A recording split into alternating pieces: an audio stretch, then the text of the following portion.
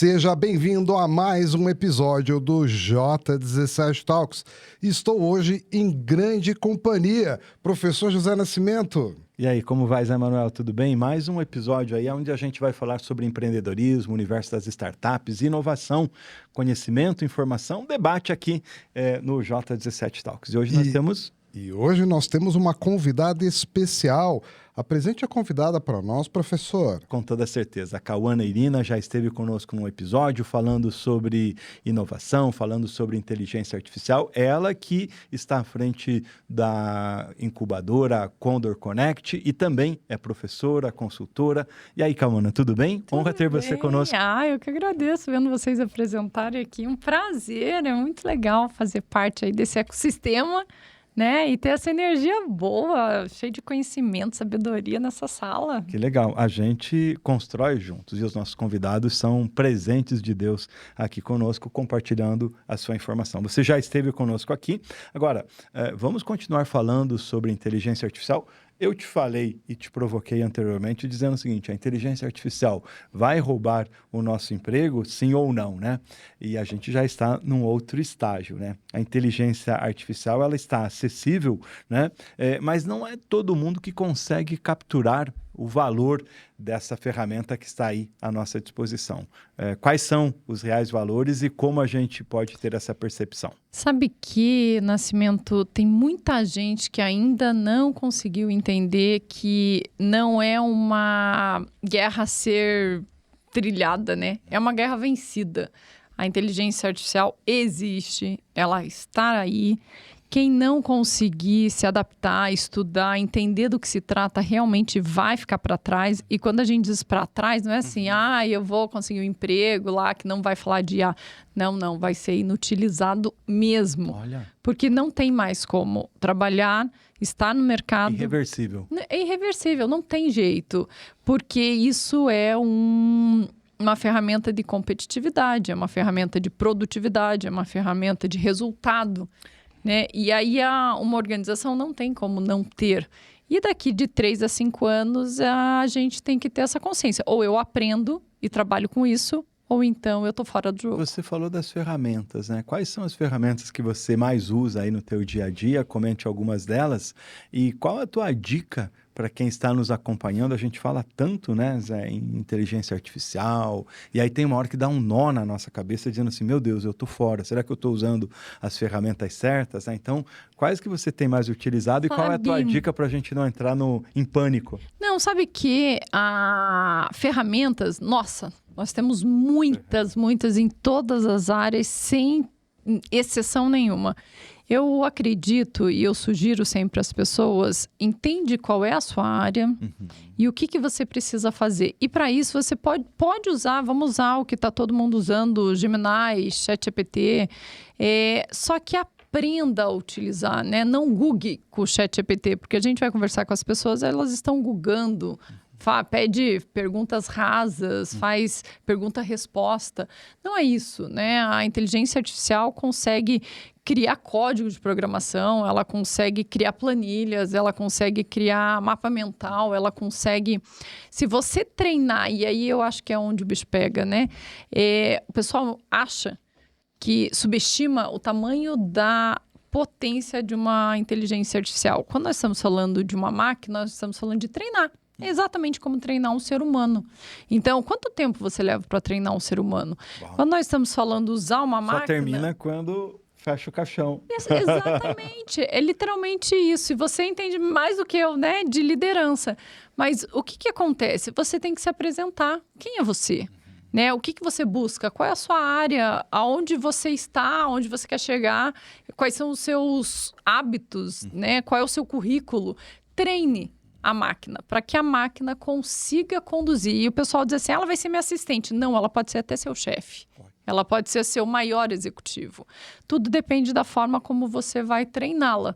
E aí, no início, o pessoal diz assim, mas eu não estou vendo resultado. Claro, porque você não ensinou direitinho. E a partir do momento que você ensina a máquina te ensina. E são coisas que têm que caminhar em conjunto. E aí vai chegar uma hora, como a minha fala para mim, a Dana diz, você vai trabalhar? Aí eu digo, eu não vou. Ela, você vai sim, porque você tá pegando esse caminho. Eu digo, eu não vou não, eu vou para aquele caminho. Então, né, ela vai te conduzindo. Ou ela diz assim, Ana, hoje nós temos isso, isso, isso. Você quer que eu te diga como tá no mercado global? Uau. Eu, ótimo, eu tenho essa reunião, me Você é dá um um agente? review. Um agente. Zé, e aí? De você treinar. Você tem um agente lá que diz o seguinte, ó, acorda porque tá na hora de trabalhar e senão não pinga Pix aí na sua conta? Que legal, né, essa história. Eu acho que vou criar uma agente dessa para mim. E é só treinar. E aí, qual ferramenta eu uso para isso? A que você tiver maior familiaridade, né? Aquela que você se sentir mais confortável. Ah, posso usar o ChatGPT? Posso. Posso usar o Gemini? Posso. Posso usar uma outra ferramenta e pesquisar através do Gemini? Pode. Não precisa saber todas. Mas aquela uma ou duas que você usar, use de forma bem feita. Que legal. Por favor, Zé. E qualquer pessoa pode utilizar. Eu vou daqui a pouco trazer um exemplo sobre os diferentes níveis de utilização da IA. Mas até de forma muito simples, quando você vai até um chat, um Gemini, um GPT, qualquer um, fazer perguntas, seja sempre muito cuidadoso com a sua pergunta. Imagine que você não está perguntando para um oráculo, aquele que sabe tudo. Você está perguntando para uma criança muito inteligente. Então, detalhe a sua pergunta. Dê o contexto. Estamos em tal lugar. Eu sou tal coisa e estou precisando de outra coisa. Atue como, né? Atue como. Então, você deve ser bastante literal e cuidadoso nas suas explicações. E você tem recursos já à disposição.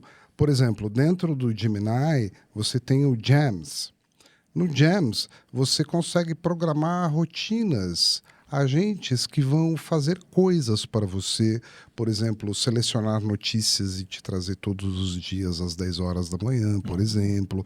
Várias coisas que vão facilitar a sua vida. E vai longe, o Notebook LM, por exemplo, Maravilhoso, né? do Google, você é uma ferramenta de RAG. A ferramenta permite que você consiga concentrar vários documentos dentro de um repositório e todo o contexto de uso da IA acontece somente sobre aqueles documentos. Você até pode estender para links e alguns outros lugares. O mais importante vai estudar, aprender. Por quê? O paralelo que eu quero trazer é o seguinte: toda nova tecnologia que chega, e é nova de fato, nós não estávamos acostumados com isso, requer um período de capacitação e adaptabilidade. Foi assim quando chegou a máquina de escrever, que todo mundo tinha que fazer curso de datilografia.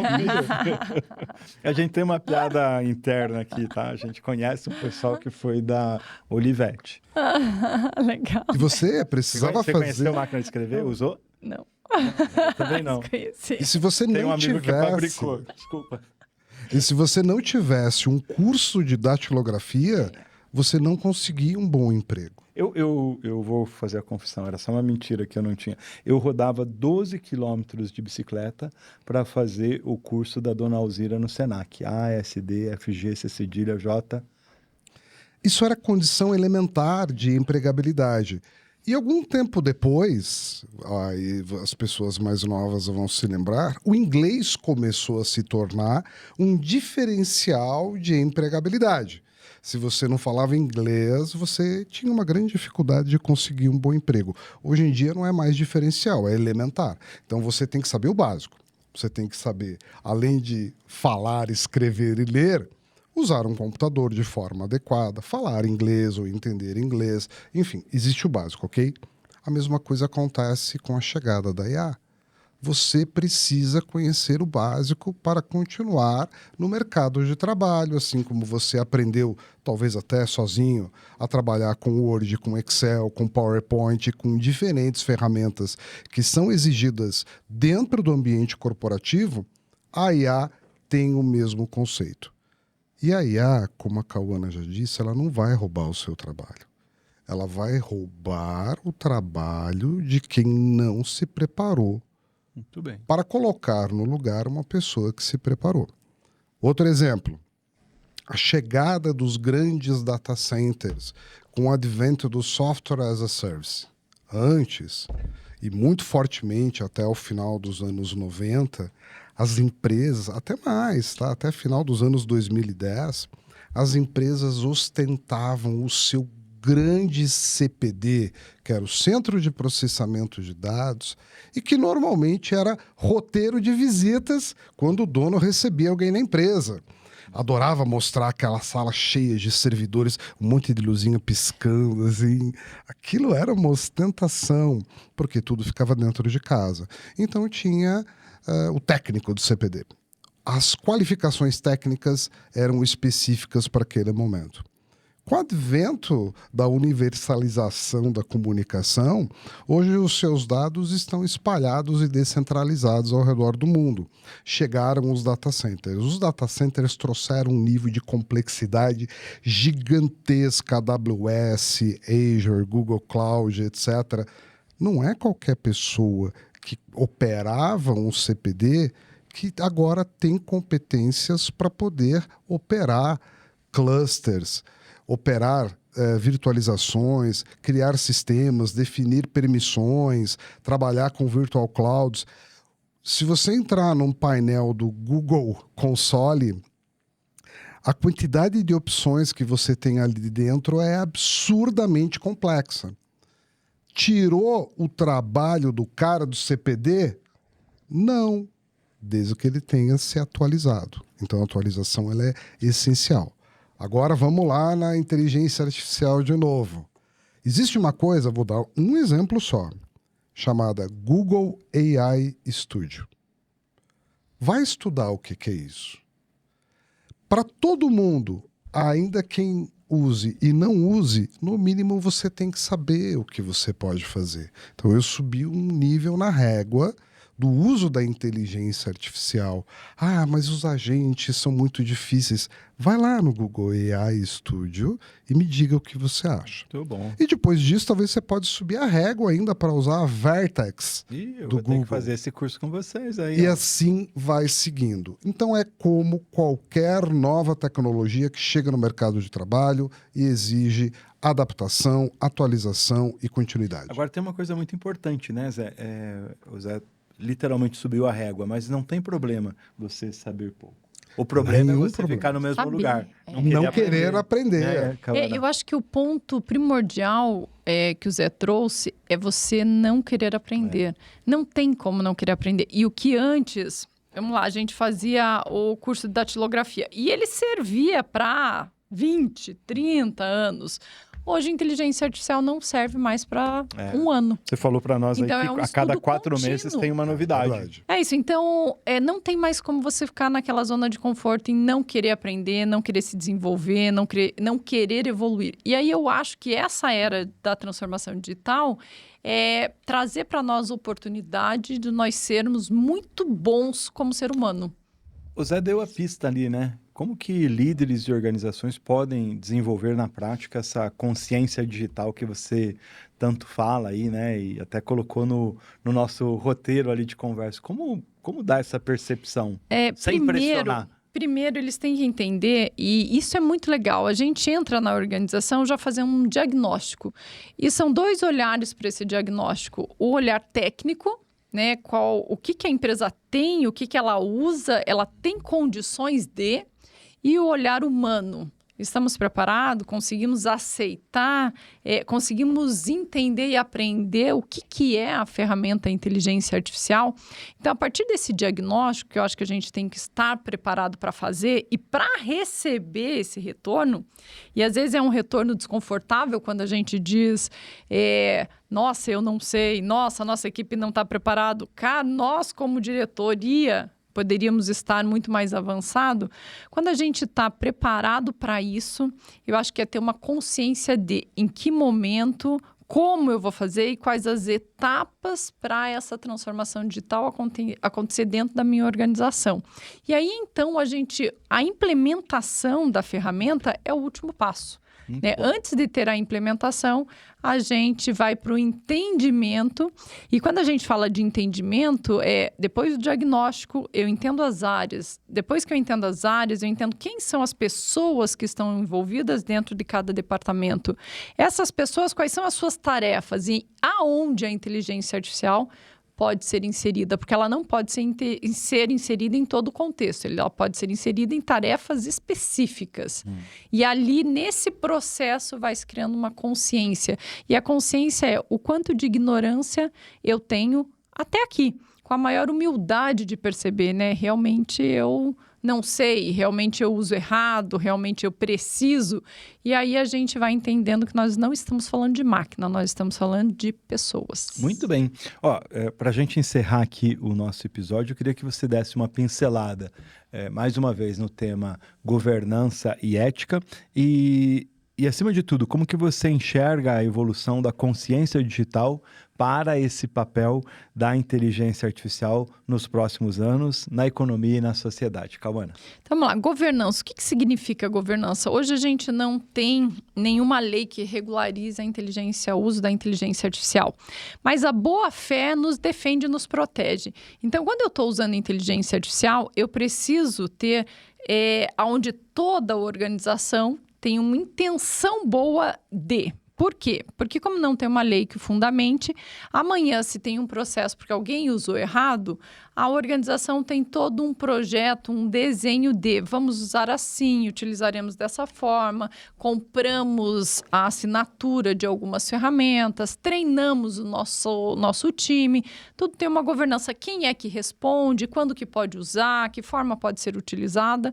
Por quê? Porque hoje está um sambão. Todo mundo faz o que quiser, usa do jeito que quiser, para a hora que puder e assim cada um por si. E aí isso vai criando-se problemas absurdos. Então isso é uma governança, né? Uma equipe que está preparada para preparar outras pessoas e aí conduzindo aí esse trem, né? Numa jornada que está só começando. Isso é a governança de uma forma bem simples de desenhar. E o que a gente espera aí para os próximos anos com a inteligência artificial, gente? Eu não digo só dentro das organizações, porque não existe organização sem ser humano, não existe separar a vida, né, de um contexto geral.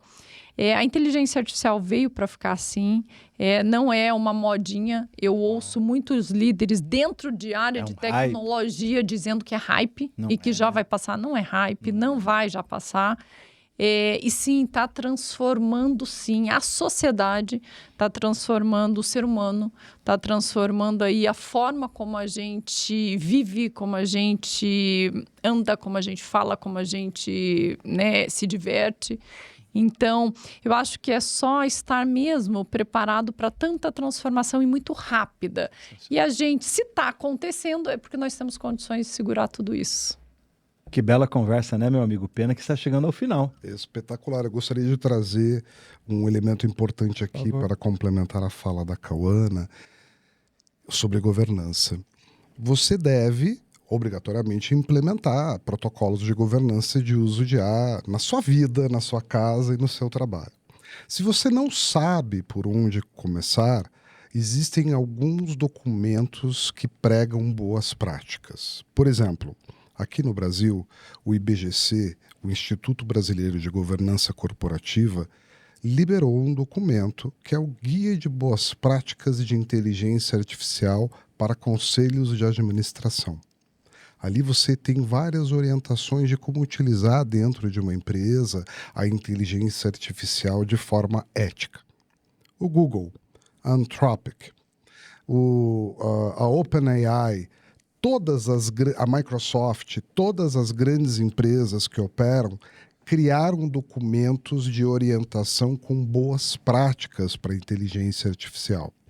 Se você procurar, a McKinsey tem um muito bom, a Deloitte tem outro espetacular e um dos melhores, na minha opinião, é o da KPMG. E todos muito recentes, de 2024 para cá.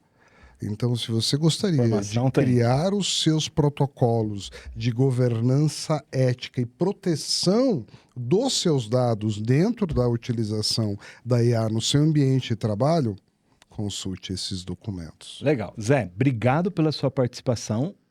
Tempo bom e tempo especial. Cauana, que honra ter você conosco e a gente aguarda você de novo. Tem que ir no Quebrando a Cuca, hein? Vocês dois já estão convidados de novo. Obrigada, gente. Nós vamos sim. Para você que acompanhou aqui o J17 Talks, um grande abraço e até uma próxima oportunidade. Tchau para vocês.